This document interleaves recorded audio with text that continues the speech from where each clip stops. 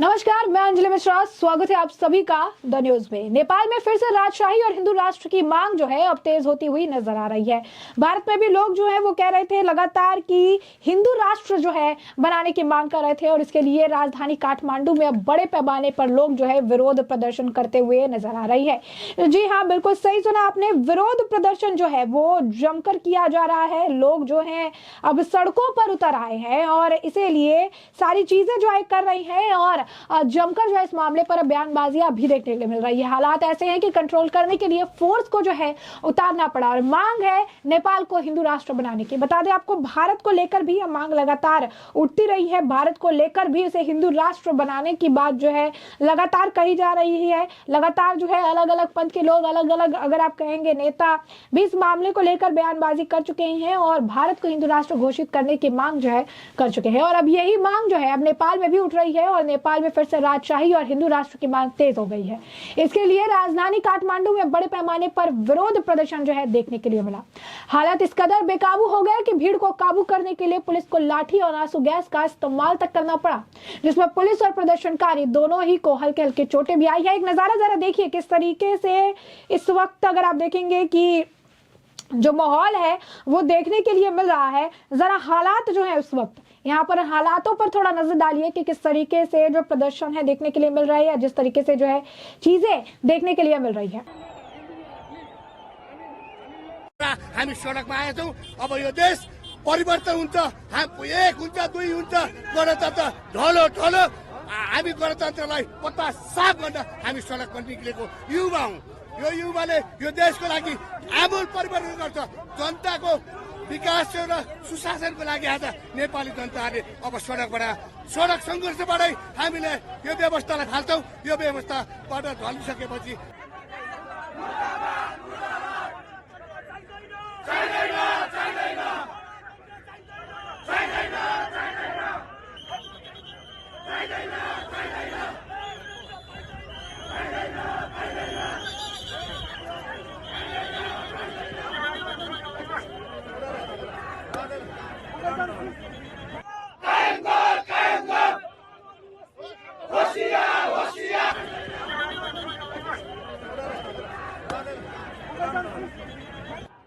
यो बल्कु चोक हो। बल्कु चोकमा यहाँले देखिराख्नु भएको छ।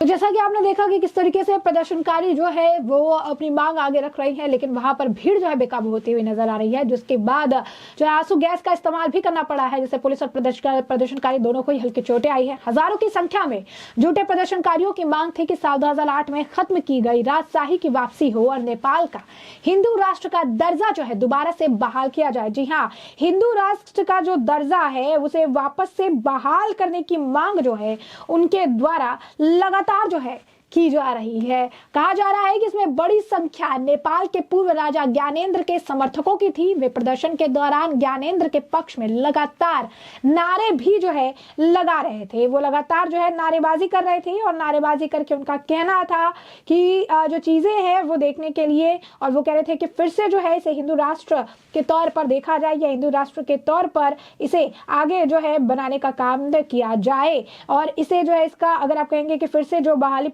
जो हिंदू राष्ट्र की बहाली है उसे की जाए। उन्होंने कहा कि हमें गणतंत्र नहीं, हमें राजतंत्र चाहिए। तो लोग ये भी कहते नजर आए कि उन्हें गणतंत्र नहीं बल्कि उन्हें राजतंत्र जो है वो चाहिए। उनके द्वारा ये बयान जो है दिया गया। अब ऐसे में प्रदर्शनकारियों का कहना था कि राजा हमारे लिए जान से भी बढ़कर है और हमें गणतंत्र नहीं राजतंत्र चाहिए। प्रदर्शनकारियों के आरोप है कि नेपाल की सरकार, राजनीतिक दल और पूरा का पूरा प्रशासनिक अमला भ्रष्ट हो गया है और उनका यही मानना है कि ये जो भ्रष्ट सरकार है इनके हालात जो है बदतर हो चुके हैं और इसी वजह से इसे देखते हुए अगर आप कहेंगे तो उनका कहना है कि इसे देखते हुए आगे की चीजें बढ़ानी चाहिए। उनका मानना है कि इस विफल शासन तंत्र को ही उखाड़ कर फेंकने की जरूरत है। 2006 में ज्ञानेंद्र को गंवानी पड़ी थी सत्ता, तो 2006 में ज्ञानेंद्र को सत्ता गंवानी पड़ी थी और अब इसी सत्ता को अगर आप कहेंगे वापसी के लिए सारी चीजें की जा रही है। तो समय ने किस तरह करवट ली से आप यूं देखिए कि साल 2006 में यही राजा ज्ञानेंद्र वीर विक्रम शाहदेव सत्ता में थे। जब कई हफ्तों तक उनके खिलाफ सड़कों पर जमकर विरोध प्रदर्शन हुए थे। मजबूरन तत्कालीन राजा ज्ञानेंद्र को शासन छोड़ने और लोकतंत्र लागू करने के लिए मजबूर होना पड़ा था और 2 साल बाद एक नवनिर्वाचित संसद ने राजशाही को खत्म करने के लिए वोटिंग किया। रहता हुआ ये भी कि नेपाल को एक रिपब्लिक यानी गणतंत्र घोषित जो है कर दिया गया और अब गणतंत्र की जगह राजतंत्र की मांग जो है लगातार निरंतर उठती हुई नजर आ रही है। अब उनका कहना है कि गणतंत्र जो है वो खत्म करके अब राजतंत्र लाने का समय जो है आ चुका है। राजतंत्र की मांग जो है की जा रही है। तो स्पष्ट तौर पर आप समझ सकते हैं कि कितना ज्यादा महत्वपूर्ण जो है इस वक्त ये मामला पहुंच चुका है, जहां पर अब इस मामले को लेकर लगातार कहा जा रहा है कि गणतंत्र नहीं बल्कि राजतंत्र की मांग की जा रही है। रिपब्लिक का अर्थ यह था कि देश का प्रमुख राष्ट्रपति होगा, ना कि राजा। बाद में नेपाल को हिंदू राष्ट्र की जगह धर्मनिरपेक्ष घोषित कर दिया गया और ऐसा एक अंतरिम संविधान के सहारे जो है किया गया। तो आप समझ सकते हैं कि कितना ज्यादा अहम जो है वो देखने के लिए मिला। भारत का पड़ोसी देश नेपाल अब अपनी हिंदूवादी संस्कृति के लिए दुनिया में काफी ज्यादा विख्यात है और इसी वजह से अब लंबे समय तक नेपाल हिंदू राष्ट्र का तमगा हासिल किए रहने वाले नेपाल में बड़ी संख्या में हिंदू समुदाय रहते हैं। इनमें बड़ी संख्या में मधेशी लोगों की संख्या। हालांकि हाल के समय में नेपाल ने से हिंदू राष्ट्र का तमगा छीन गया। नेपाल में लंबे समय तक राजतंत्र भी रहा और इस सबके बीच नेपाल में फिर से राजशाही की मांग और देश को हिंदू राष्ट्र घोषित करने की बड़ी डिमांड को लेकर नेपाल के लोग अब सड़कों पर जो है उतर आए हैं और अपनी मांगों को जो है आप कह सकते हैं कि सामने रखते हुए नजर आ रही हैं। उनका अपना बात जो है उन्होंने रखी है, उन्होंने अपनी बात को सामने रखा है कि किस तरीके से जो है चीजें देखने के लिए मिल रही है या किस तरीके से चीजें जो है होनी चाहिए, वो अपनी बात रख रहे हैं। सड़कों पर नेपाल के लोगों ने उतरकर जोरदार जो है विरोध प्रदर्शन किया है और इनके हाथों में झंडे भी थे। बड़ी संख्या में सुरक्षा कर्मी को भी तैनात किया गया है। इन लोगों ने विरोध प्रदर्शन कर मांग रखी कि नेपाल में फिर से राजशाही स्थापित की जाए और इसे हिंदू राष्ट्र घोषित किया जाए। तो आप समझ सकते हैं कि हिंदू राष्ट्र घोषित करने की मांग जो है वो लगातार उठाई जा रही है। हिंदू राष्ट्र घोषित करने की बात जो है कही जा रही है, कहा जा रहा है कि इस पर जो है संज्ञान ले, हिंदू राष्ट्र जो है इसे घोषित करे।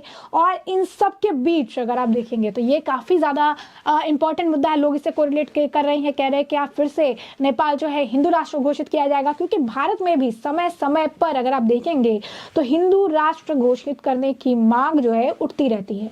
हिंदू राष्ट्र घोषित करने की मांग जो है निरंतर उठती रहती है और लोग जो है इसे लेकर अपनी बातें भी रखते रहते हैं, अपनी चीजें जो है अपनी प्रतिक्रिया जो है वो भी जाहिर करते हैं। तो साफ तौर पर अगर आप देखेंगे तो इससे भी देखा जा रहा है कि नेपाल में किस तरीके से डेवलपमेंट देखने के लिए मिलता है, नेपाल में किस तरीके से चीजें देखने के लिए मिलती है और इसका बहुत ज्यादा असर जो है वो यहाँ की राजनीति पर भी जो है इसका असर देखने के लिए मिल सकता है। तो स्पष्ट तौर पर ये काफी अगर आप कहेंगे कि बड़ी बात है कि इस तरीके से इसे देखा जा रहा है और लगातार नेपाल में इसकी बातें जो है इसे लेकर तेज है और इसे लेकर निरंतर अगर आप कहेंगे तो मांग उठ रही है। निरंतर इसे लेकर कहा जा रहा है कि आगे इसे बढ़ाइए और आगे इसे लेकर चला जाए। तो अब ये देखना दिलचस्प होगा कि नेपाल की राजनीति अब क्या कुछ करवट लेती हुई नजर आती है और इसका कितना असर जो है भारत में भी देखने के लिए मिलता है, क्योंकि भारत में भी लगातार अगर आप देखेंगे तो मांग उठ रही है हिंदू राष्ट्र बनाने की और नेपाल में भी अब सड़कों पर लोग उतर आए हैं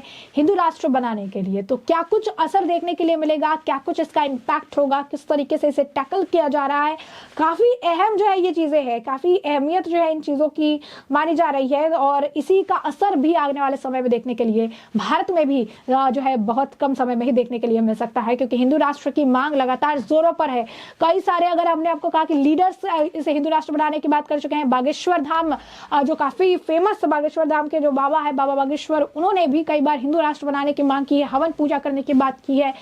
जो है महाराज कृपाणी महाराज जो है उन्होंने भी ऐसे हिंदू राष्ट्र बनाने की मांग की है। तो ऐसे कई बार जो है इस तरीके की मांग जो है वो भारत में भी उठती रहती है, चाहे वो लीडर्स हो, संतों का पंथ हो या फिर अन्य लोग हैं जो हिंदू राष्ट्र बनाने की मांग उठाते रहते हैं, लेकिन इन मांगों को दबा दिया जाता है। और अब नेपाल पर आलम ऐसा है कि नेपाल में लोग सड़कों पर उतर आकर नारे लगा रहे हैं और कह रहे हैं लोकतंत्र नहीं राजतंत्र ही चाहिए और साथ ही साथ ये भी कह रही है कि जो इनकी जो हिंदू राष्ट्र का जो दर्जा था जो बहाल कर दिया गया था इसे वापस लाया जाए और हिंदू राष्ट्र जो है इसे घोषित किया जाए। तो ये मांगे जो है उठ रही है और ये मांग जो है लगातार बढ़ती भी जा रही है। अब ऐसे में क्या कुछ अगर आप कहेंगे इस बात को लेकर नेपाल के आप कह सकते हैं कि हालिया स्थिति जो है देखने के लिए मिलेगी, किस तरीके से चीजें देखने के लिए मिलेगी, ये आने वाले समय पर ही निर्भर करता है। खासकर आपको बता दें कि जो लोग प्रदर्शन कर रहे थे, जो लोग इस प्रदर्शन में मौजूद थे, ज्यादातर लोग जो हैं वो राजा ज्ञानेंद्र के लोग बताए जा रहे हैं। वही राजा ज्ञानेंद्र जिनको विरोध प्रदर्शन की वजह से ही अपनी गद्दी